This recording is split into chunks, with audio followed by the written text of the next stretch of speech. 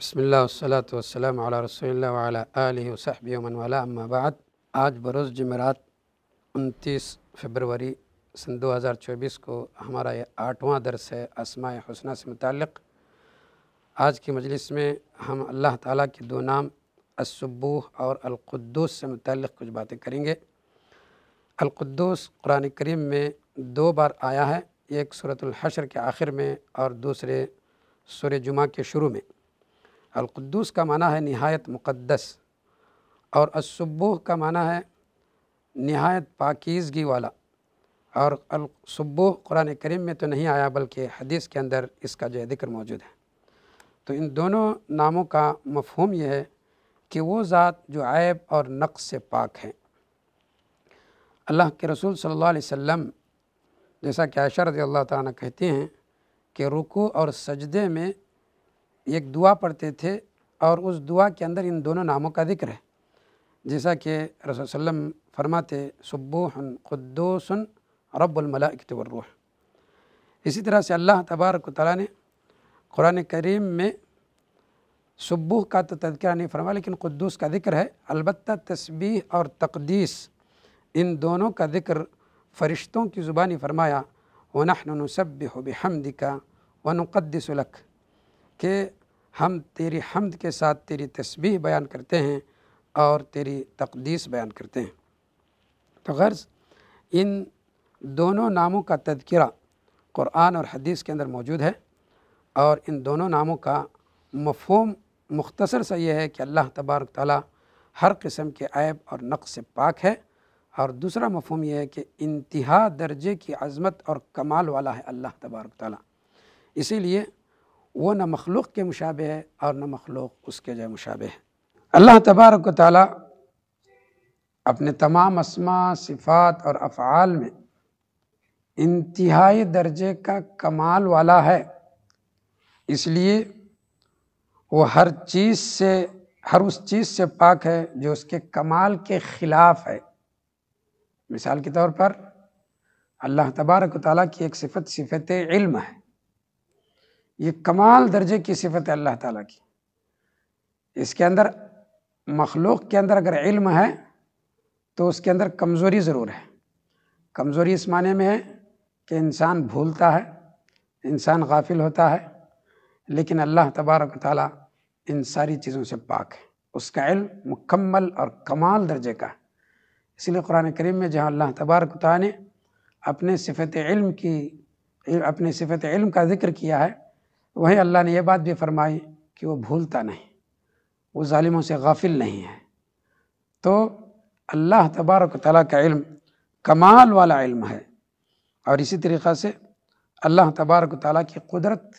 کمال والی قدرت ہے۔ اللہ تعالیٰ قدیر ہے، اس کی قدرت کمال درجے کی ہے۔ تو اللہ تبارک و تعالیٰ کے علاوہ مخلوق کی اگر قدرت کے بارے میں ذکر کریں تو مخلوق عاجز ہے، کمزور ہے، تھکتی ہے، تو یہ ساری کمزوریاں مخلوق کے اندر ہیں۔ اللہ تبارک و تعالیٰ کی قدرت ان ساری کمزوریوں سے پاک ہے، اسی لیے قرآن کریم میں جا بجا اللہ تعالیٰ نے جہاں اپنی قدرت کا ذکر فرمایا،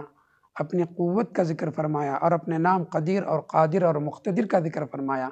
وہی اللہ تبارک و تعالیٰ نے یہ بھی بات فرمائی کہ ہم نے 7واں آسمان اور 7واں زمین پیدا کیے، وما مسنا من لغوب، ہمیں ذرہ برابر بھی تھکان نہیں ہوئی۔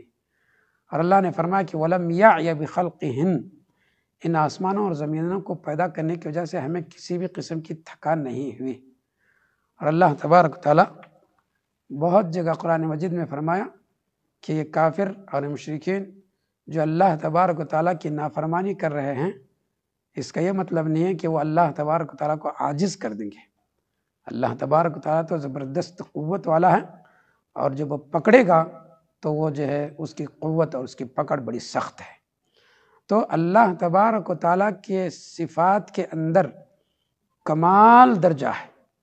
اور اس کے اندر کسی بھی قسم کی کمزوری اور نقص نہیں ہے۔ یہی مفہوم السبوح کا ہے، یہی مفہوم سبحان اللہ کا ہے کہ اللہ تعالیٰ ہر قسم کے کمال درجے کی صفات والا ہے، اور اس کی صفات میں کسی بھی قسم کی ایسی چیز یا ایسی کمزوری موجود نہیں ہے جو کہ اس کے کمال کے منافی ہے، اس کے کمال کے خلاف ہے۔ اسی طرح سے اللہ تبارک و تعالیٰ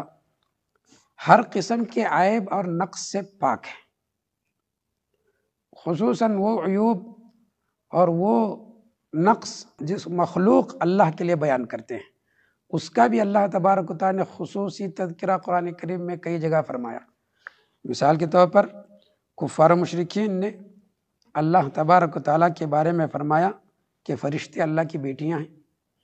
تو یہ اللہ تبارک و تعالیٰ کی ذات میں بے ادبی ہے، اللہ کے ساتھ یہ عیب ثابت کرنا ہے۔ اللہ نے ان باتوں کا قرآن کریم میں رد فرمایا، سبحانہ انا یکون لہ ولد، کہ اللہ تعالیٰ پاک ہے، اس کے لیے اولاد کہاں سے ہو سکتی ہے۔ اور جب یہودیوں نے اور عیسیٰ علیہ السلام کے ماننے والے یعنی نصرانیوں نے کہا کہ وقالت الیہود عزیر ابن اللہ وقالت النصارى المسیح ابن اللہ، کہ جب یہودیوں نے کہا کہ عزیر اللہ کے بیٹے ہیں اور نصرانیوں نے کہا کہ مسیح اللہ کے بیٹے ہیں، تو اللہ نے فرمایا وہاں بھی انا یکون لہ ولد ولم تکن لہ صاحبہ، کہ اس کے لیے اولاد کیسے ہو سکتی ہے، اس کے لیے بیوی ہی نہیں ہے۔ اور جہاں جہاں اللہ نے اپنی ذات سے اس عیب کو پاک بتایا ہے، وہاں سبحانہ کا لفظ استعمال کیا ہے کہ اللہ تعالیٰ اس قسم کے عیب سے پاک ہے۔ اسی لیے جب لوگوں نے اللہ تبارک و تعالیٰ کے لیے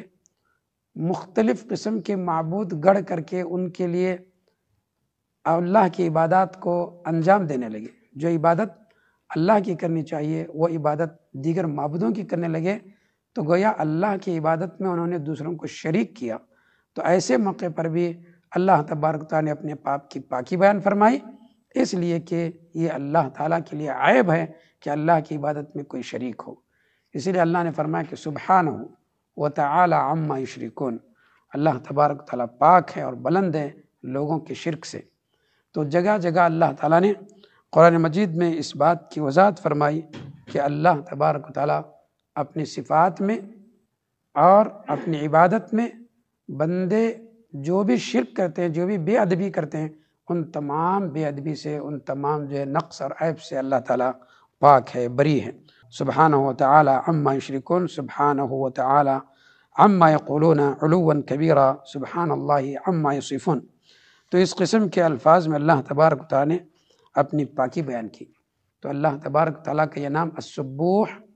حقیقت میں سبحان اللہ کا ہی مفہوم رکھتی ہے۔ تو سبحان اللہ کا مفہوم یہی ہے کہ اللہ تعالیٰ ہر قسم کے عیب اور نقص سے پاک ہے اور کمال درجے کی خوبیوں والا ہے، اور اس کی خوبیوں میں کسی قسم کا عیب اور نقص نہیں ہے۔ اور اللہ تبارک و تعالیٰ بندوں کے ان تمام عیوب سے پاک ہے جو اللہ تعالیٰ کے لیے بیان کرتے ہیں۔ چنانچہ اللہ تبارک و تعالیٰ کہ یہ جو تسبیح کا جو لفظ ہے، سبوح کا جو نام ہے، اس میں اللہ کی پاکی بھی ہے اور اللہ کی تعظیم اور حمد و ثنا کا بھی مفہوم ہے۔ اسی لیے اللہ نے قرآن کریم میں جا بجا نبی کریم صلی اللہ علیہ وسلم کو بھی جب تسبیح کا حکم دیا تو اس کے ساتھ ساتھ حمد کا بھی حکم دیا۔ فرمایا کہ فسبح بحمد ربک، اپنے رب کی حمد کے ساتھ اس کی تسبیح بیان کرو۔ اس لیے کہ صرف تسبیح بیان کرنا یہ اللہ تبارک و تعالیٰ کے لیے کمال نہیں ہے۔ اگر کوئی یہ کہتا ہے کہ میں اللہ تبارک و تعالیٰ کی تسبیح بیان کرتا ہوں کہ اللہ تعالیٰ ہر قسم کے عیب سے پاک ہے، صرف یہ کہنا اللہ تبارک و تعالیٰ کی خوبی بیان کرنا نہیں ہے۔ اس کی عام مثال یہ ہے کہ اگر کوئی شخص کسی کے بارے میں یہ کہتا ہے کہ آپ عقل مند یا آپ بیوقوف نہیں ہیں، اگر کسی سے کہتا ہے کہ آپ بیوقوف نہیں ہیں، آپ جو ہے گدھے نہیں ہیں، آپ فلاں نہیں ہیں، آپ فلاں نہیں ہیں، فلاں نہیں ہیں، یہ جو حقیقت میں وہ گویا اس کی پاکی بیان کر رہا ہے، لیکن یہ ایسی پاکی ہے جس کے اندر عیب ہے۔ تو اللہ تبارک و تعالیٰ کی پاکی احترام کے ساتھ ہے، اور جس چیز کی بھی اللہ نے اپنی ذات سے نفی کی ہے، اپنی ذات کی پاکی کی ہے، اس کے اندر اللہ کی عظمت اور اس کی خوبی اور اس کی حمد موجود ہے۔ مثال کے طور پر جیسا کہ ابھی بھی بیان کیا گیا، جب اللہ تبارک و تعالیٰ ایک طرف اپنے بارے میں کہتا ہے کہ وہ کمال درجے کی زندگی والا ہے، اس کی حیات میں کمال درجہ ہے۔ تو مطلب یہ ہے کہ اس کے اپوزٹ اور اس کے ضد جو صفات ہیں اس سے پاک ہے۔ زندگی کو نقص پیدا کرنے والی جو صفات ہیں وہ ہے سونا، تھکنا، اونگ، یہ سب جو ہے زندگی کی کمزوریاں ہیں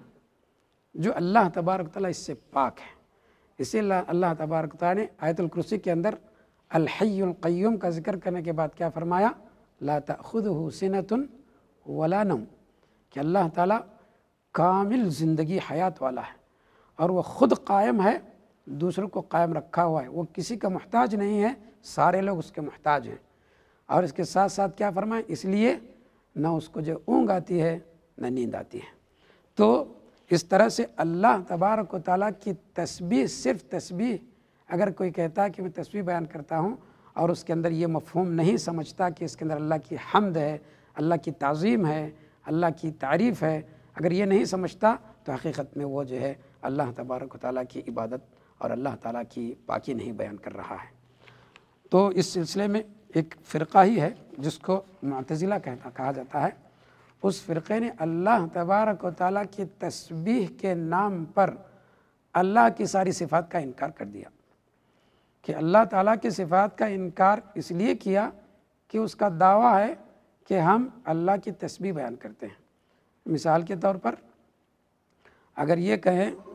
ان کا کہنا ہے کہ اگر ہم یہ کہتے ہیں کہ اللہ تبارک و تعالیٰ کی ایک صفت ہے سننا، السمیع، البصیر، دیکھنا، تو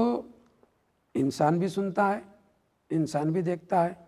اگر ہم اس اللہ تعالیٰ کی اس صفت کو ثابت کریں گے تو اس کا مطلب یہ ہوا کہ وہ اللہ تعالیٰ انسانوں کے جیسا ہو گیا اور اللہ تعالیٰ انسانوں کی صفات سے پاک ہے، اس لیے بہتر یہ ہے کہ اللہ کی صفات کا ہی انکار کر دو۔ اس طرح سے وہ گمراہی میں پڑ گئے۔ بہتر تو یہ ہے اور صحیح اس طریقہ قرآن و حدیث کا طریقہ،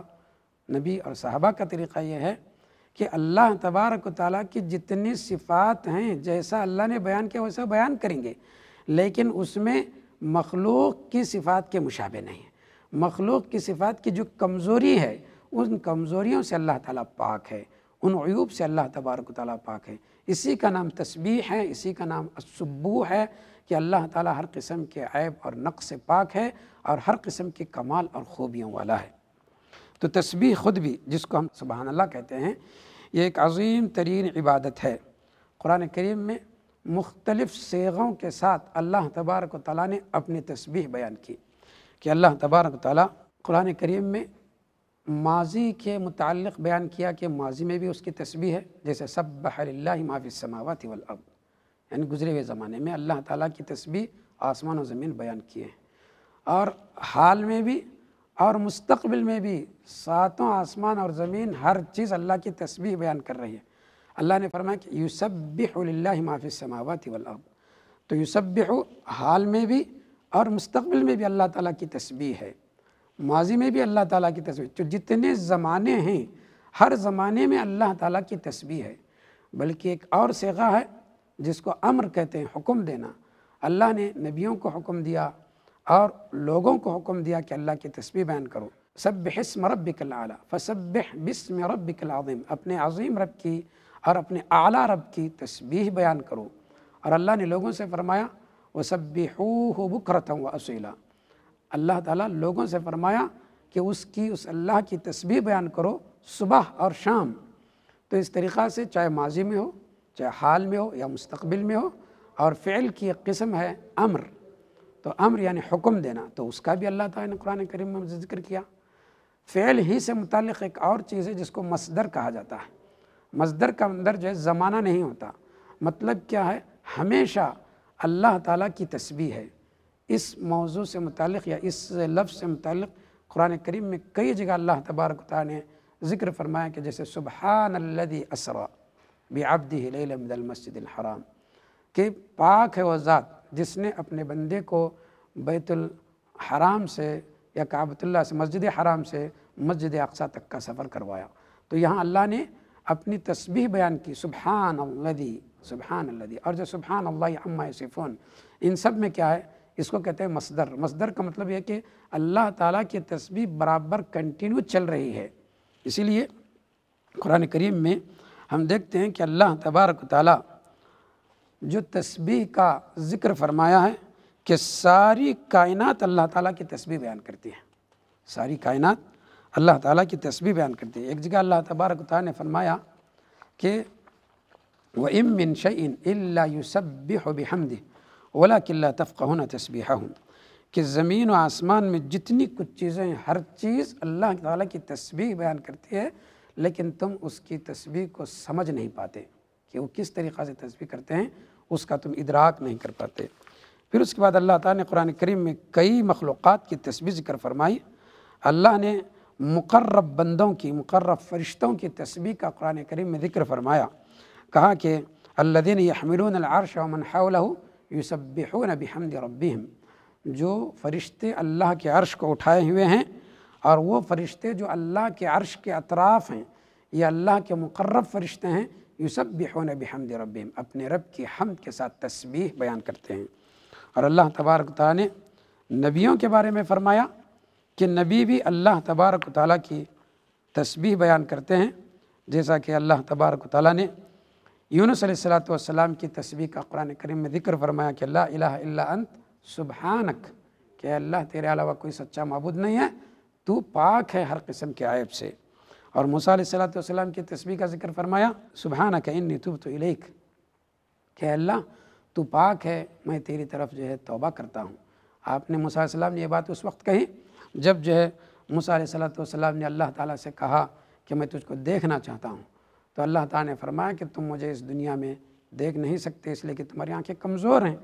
میں اپنی تجلی پہاڑ پر ڈالوں گا، اگر وہ پہاڑ میری تجلی سے ثابت رہ جائے تو تم مجھے اس دنیا میں دیکھ سکتے ہو ورنہ نہیں۔ جب اللہ تعالیٰ نے اپنی تجلی پہاڑ پر ڈال دیا تو پہاڑ ریزہ ریزہ ہو گیا۔ تو موسیٰ علیہ السلام کو احساس ہوا کہ جو سوال میں نے اللہ سے کیا حقیقت میں یہ بے ادبی تھی، اس لیے وہ اللہ تبارک و تعالیٰ سے توبہ کرتے ہیں اور اللہ تعالیٰ کی تسبیح بیان کرتے ہیں کہ سبحانک انی تبت الیک،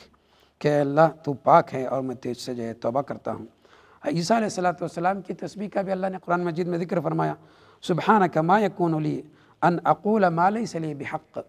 کہ اے اللہ تو پاک ہے، میرے لیے یہ مناسب نہیں ہے کہ میں ایسی باتیں تیرے بارے میں کہوں جو تیرے لیے لائق نہیں ہے۔ تو غرض اللہ تبارک و تعالی جہاں ان انبیاء کی تسبیح کا قرآن کریم میں ذکر فرمایا، وہیں انبیاء کو تسبیح کا بھی حکم دیا، جیسا کہ زکریا علیہ السلام کے بارے میں فرمایا وَسَبِّحْ بِالْعَشِيِّ وَالْإِبْكَارِ، صبح شام اپنے رب کی تسبیح بیان کرو۔ اور نبی اکرم صلی اللہ علیہ وسلم محمد صلی اللہ علیہ وسلم کو کئی جگہ قرآن کریم میں خصوصی طور پر تسبیح کا حکم دیا، اور اس تسبیح کو خوشی کے موقع پر بھی ادا کرنے کے لیے کہا، اور مصیبت اور تکلیف اور مشقت اور پریشانیوں کے وقت بھی اللہ نے محمد صلی اللہ علیہ وسلم کو تسبیح بیان کرنے کا حکم دیا۔ مثال کے طور پر جس وقت نبی اکرم صلی اللہ علیہ وسلم ابتدائے نبوت میں مشرکین نے جب آپ کو پاگل کہا، جادوگر کہا، شاعر کہا، جھوٹا کہا، یہ سب ایسے کلمات تھے کہ 40 سال نبی اکرم صلی اللہ علیہ وسلم ان کے ساتھ رہ کر کے زندگی گزارے تھے، سب آپ کو امین اور صادق اور سچا اور امانت دار کہتے تھے۔ جیسے ہی نبوت کی بات کہی، ایک اللہ کی، ایک توحید کی بات کہی، تو انہوں نے اس قسم کے القاب سے آپ کو پکارنا شروع کیا، تو آپ کا دل بہت تنگ ہونے لگا، آپ کو تکلیف ہونے لگی۔ ایسے وقت میں اللہ تبارک و تعالیٰ نے جو علاج آپ کو بتایا وہ یہ بتایا کہ وَلَقَدْ نَعْلَمُ أَنَّكَ يَضِيقُ صَدْرُكَ بِمَا يَقُولُونَ فَسَبِّحْ بِحَمْدِ رَبِّكَ وَكُن مِّنَ السَّاجِدِينَ، کہ ہمیں معلوم ہے کہ آپ کو، ہمیں علم ہے اس بات کا کہ جو باتیں یہ مشرکین آپ سے کہہ رہے ہیں اس سے آپ کا دل تنگ ہو رہا ہے، آپ کو تکلیف ہو رہی ہے، لیکن علاج کیا ہے؟ اپنے رب کی حمد کے ساتھ اللہ تعالیٰ کی تسبیح بیان کرو۔ تو اللہ تبارک و تعالیٰ کی تسبیح پریشانی کے وقت بھی ہے، اور اللہ تعالیٰ کی تسبیح خوشی کے موقع پر بھی ہے۔ اس بات کا بھی اللہ تبارک و تعالیٰ نے اس وقت حکم دیا جب کہ سارے عرب کے لوگ مسلمان ہو گئے، اور لوگ جوق در جوق، فوج در فوج اسلام میں داخل ہونے لگے، اسلام سربلند ہونے لگا، اور نبی اکرم صلی اللہ علیہ وسلم جس مقصد کے لیے اس دنیا میں بھیجے گئے تھے وہ مقصد مکمل ہو گیا، تو اللہ تبارک و تعالیٰ نے آپ کو تسبیح کا حکم دیا فَسَبِّحْ بِحَمْدِ رَبِّكَ وَاسْتَغْفِرْ إِنَّهُ كَانَ تَوَّابًا۔ اس سے پہلے کیا فرمایا سورہ نصر میں ہی اِذَا جَاءَ نَصْرُ اللَّهِ وَالْفَتْحُ ورأيت الناس يدخلون في دین اللہ افواجا فسبح بحمد ربک واستغفرہ انہ کان توابا۔ جب آپ دیکھیں گے لوگوں کو کہ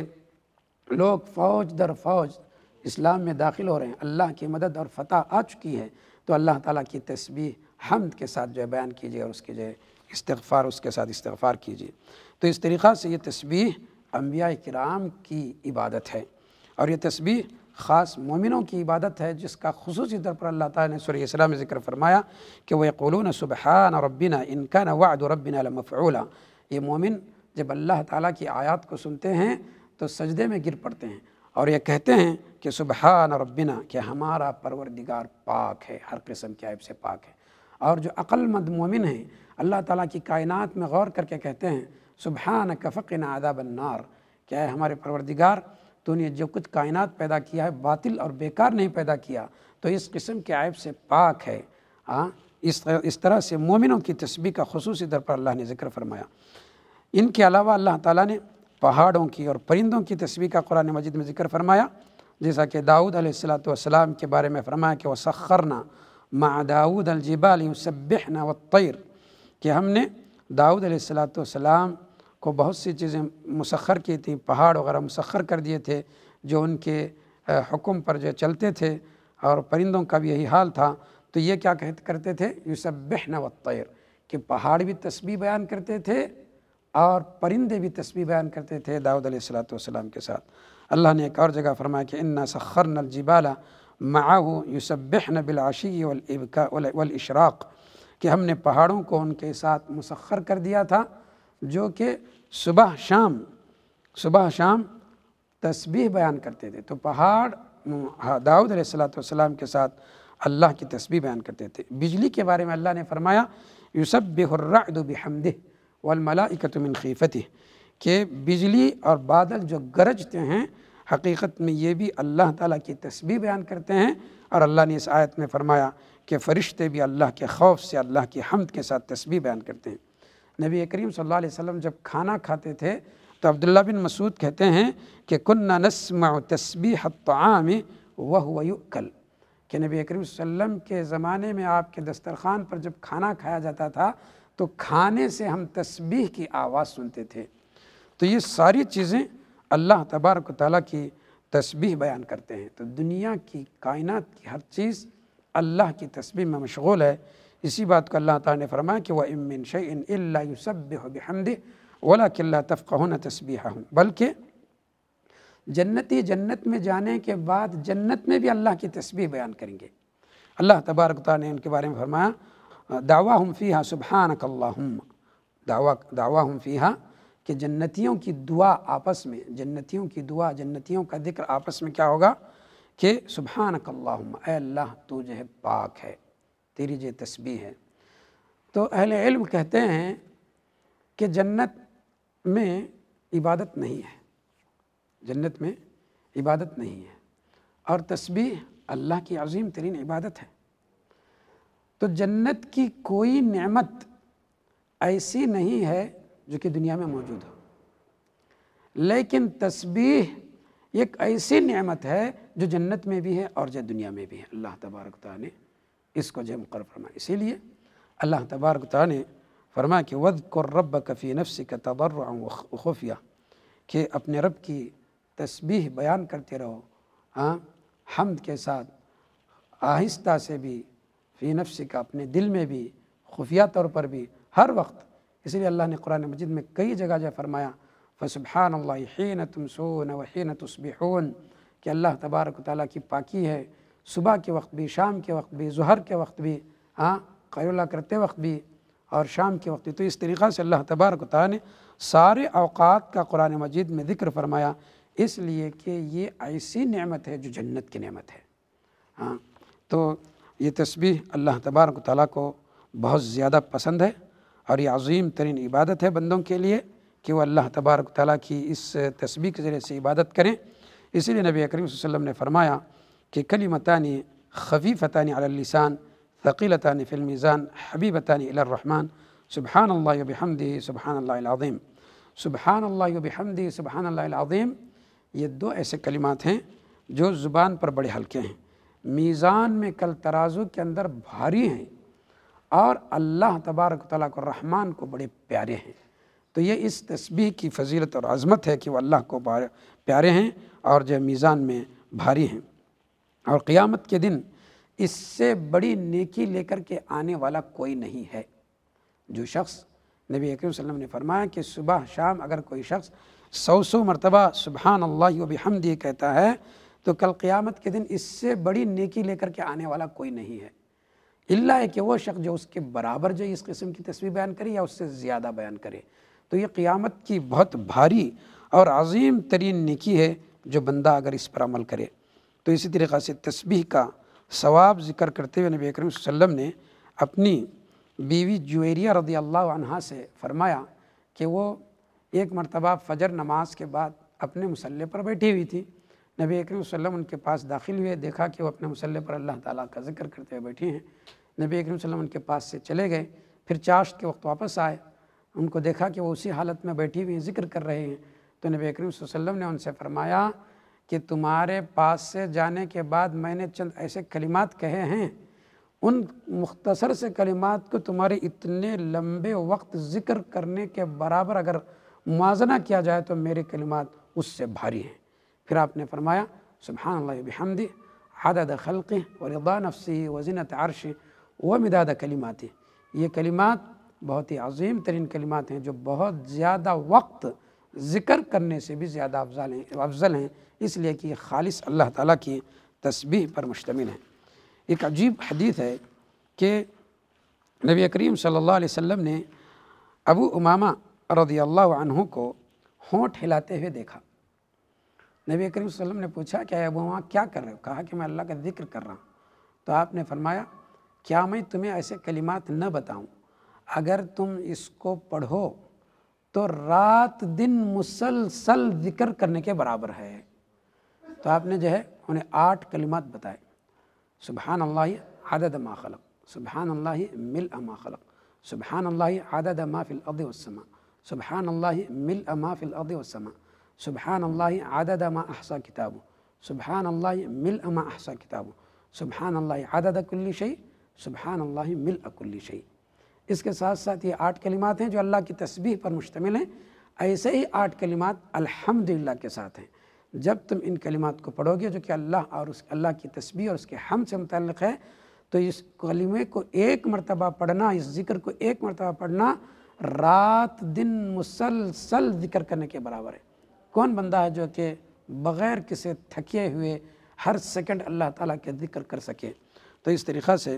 اس میں جو ہے اس بات کی عظمت ہے کہ یہ تسبیح بہت ہی عظیم ہے، اس لیے اللہ کے رسول نے اس قسم کی باتوں کا اہتمام کیا، اس قسم کے ذکر کا اہتمام کیا۔ نبی اکرم صلی اللہ علیہ وسلم کو تسبیح کے کلمات خصوصاً 4 کلمات جیسا کہ اس سے پہلے بیان کیا گیا، سبحان اللہ، الحمدللہ، لا الہ الا اللہ، اللہ اکبر۔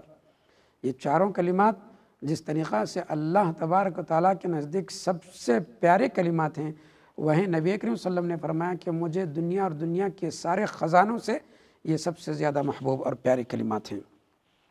نبی کریم صلی اللہ علیہ وسلم کی بیٹی فاطمہ رضی اللہ تعالیٰ عنہ آپ صلی اللہ علیہ وسلم کے پاس آئیں اس غرض سے کہ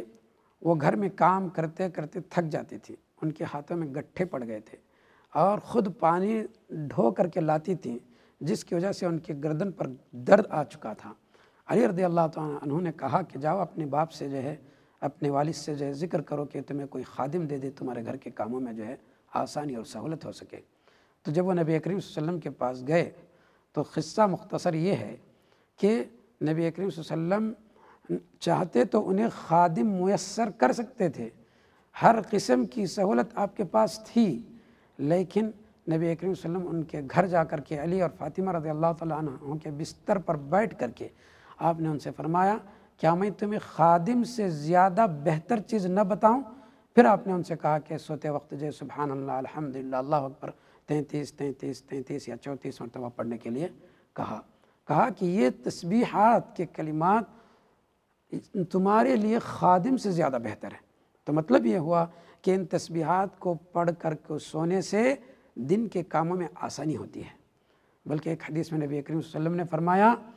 کہ ان تسبیحات کو پڑھنے سے شیطان روک دیتا ہے، بھلا دیتا ہے۔ جب بندہ بستر پر چلے جاتا ہے تو اس وقت نیند کے غلبے میں یا کوئی جو سوچ میں مبتلا کر دیتا ہے اور اس کو بھلا دیتا ہے۔ تو اس بات کی بھی تنبیہ کر دی رسول اکرم صلی اللہ علیہ وسلم نے، تاکہ جو ہے آدمی جو ہے توجہ کے ساتھ اپنے بستر پر جائے اور ان کلمات کا اور ان تسبیحات کا اہتمام کرے۔ تو یقیناً اس تسبیح کی جہاں عظمت ہے، خوبی ہے، اللہ کو پسند ہے، نبی کو پسند ہے، وہیں اس کے بہت سے دنیاوی فوائد بھی ہیں۔ اسی لیے نبی کریم صلی اللہ علیہ وسلم کو ابراہیم علیہ السلام نے معراج کے موقع پر اس بات کی وصیت کی کہ ان تسبیح کے کلمات کو تم خود پڑھو اور اپنی امت کو اس بات کا حکم دو۔ جیسا کہ جو ہے معراج کے موقع پر 7ویں آسمان پر ابراہیم علیہ السلام سے ملاقات ہوئی تو ابراہیم علیہ السلام نے فرمایا کہ یا محمد اقر امتک منی السلام واخبرهم ان الجنت طیبۃ التربۃ عذبۃ الماء وانها قیعان وان غراسها سبحان اللہ والحمد للہ ولا الہ الا اللہ واللہ اکبر۔ فرمایا کہ آپ کی امت کو میرا سلام سناؤ اور بتاؤ کہ جنت خالی میدان ہے، اس کے مٹی بڑی عمدہ ہے اور اس کا پانی بھی جو ہے بڑا عمدہ ہے، لہٰذا ایسی عمدہ جگہ میں، ایسی عمدہ جگہ پر جو ہے کاشتکاری کرنی چاہیے، پودے لگانا چاہیے۔ تو ایسے جگہ میں پودے لگانے کا کیا طریقہ ہے؟ کہا کہ سبحان اللہ الحمدللہ ولا الہ الا اللہ واللہ اکبر، یہ جو ہے جو شخص پڑھے گا ہر کلمے کے بدلے اللہ تعالیٰ جنت میں ایک گھر لگائے گا، ایک جو ہے درخت لگائے گا۔ تو یہ غراس الجنہ، یہ جنت کے پودے ہیں اور جنت کے جو ہے گویا پارک، اپنے پارک کو جو ہے مزین کرنا ہے۔ تو تسبیح کی برکت یہ ہے کہ اس کی وجہ سے ہماری جنت مزین ہوتی ہے۔ تسبیح کی برکت یہ ہے کہ ہمارے دن کے کاموں میں آسانی ہوتی ہے۔ تسبیح کی برکت یہ ہے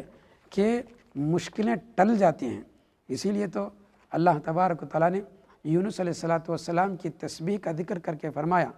کہ جب انہوں نے تاریکیوں میں فنادى في الظلمات ان لا الہ الا انت سبحانک انی کنت من الظالمین، اللہ نے فرمایا کہ ہم نے ان کی دعا کو قبول کر لی، فاستجبنا لہ ونجیناہ من الغم،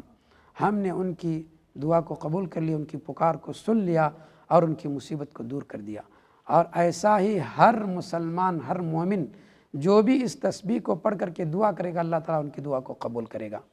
تو یہ بات نبی اکرم صلی اللہ علیہ وسلم نے فرمائی اور اللہ تعالیٰ نے بھی اس آیت کے اندر فرمایا، اور اللہ نے یہ بھی فرمایا کہ فلولا انہ کان من المسبحین للبث فی بطنہ الی یوم یبعثون، اگر یونس علیہ السلام اس مصیبت میں، اس تکلیف میں اللہ کی تسبیح بیان نہ کرتے تو قیامت تک اسی مصیبت میں رہ جاتے۔ تو معلوم یہ ہوا کہ تسبیح یہ اتنی عظیم اور اتنی طاقتور عبادت ہے کہ یہ مصیبت میں بھی کرنے سے، مصیبت میں تسبیح کرنے سے اللہ تبارک و تعالیٰ مصیبت کو جو ہے دور کر دیتا ہے، اور تسبیح نہ کرنے سے نعمتیں چھن جاتے ہیں، نعمتیں چھن جاتی ہیں۔ وہ مشہور واقعہ جو اللہ تعالیٰ نے سورہ قلم کے اندر ذکر فرمایا ہے کہ کچھ غالباً یمن کے لوگ وہاں جو ایک آدمی تھا جو اپنے کھیت کی فصل آنے کے بعد غریبوں کا حق ادا کرتا تھا، زکوٰۃ کے شکل میں ہو، جو بھی صدقہ و خیرات کے شکل میں ہو۔ جب ان کے بچوں کے باپ کا انتقال ہوا تو بچوں نے عہد کیا کہ ہم جو ہے ان غریبوں کو کچھ نہیں دیں گے۔ تو جب اس عہد کے ساتھ، اس نیت کے ساتھ جب وہ اپنے کھیت کی کاشت کے لیے پہنچے، اور وہ بھی اس وقت پہنچے جب کہ لوگ سوئے ہوئے تھے،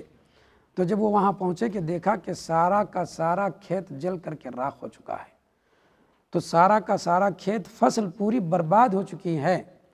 تو ایسے موقع پر وہ آپس میں ایک دوسرے سے کہنے لگے، قال اوسطهم الم اقل لكم لولا تسبحون قالوا سبحان ربنا انا كنا ظالمین۔ تو ان لوگوں نے جب آپس میں مشورہ کیا تو اس وقت ان میں سے ایک بھائی نے کہا کہ کیا میں نے تم کو اللہ تعالیٰ کی تسبیح پڑھنے کا حکم نہیں دیا تھا؟ کیا میں نے تم کو یاد نہیں دلایا تھا کہ اللہ کی تسبیح پڑھو؟ تو اس وقت جو ہے انہوں نے اس کو تسبیح نہیں پڑھی، جس کا نتیجہ یہ ہوا کہ کھیت اور ان کی فصل جل کر کے راکھ ہوگی۔ تو معلوم یہ ہوا کہ اللہ تعالیٰ کی تسبیح نہ کرنے سے نعمتیں جو ہے چھن جاتی ہیں۔ تو یہ ایک عظیم ترین نام ہے اللہ تبارک تعالیٰ کا،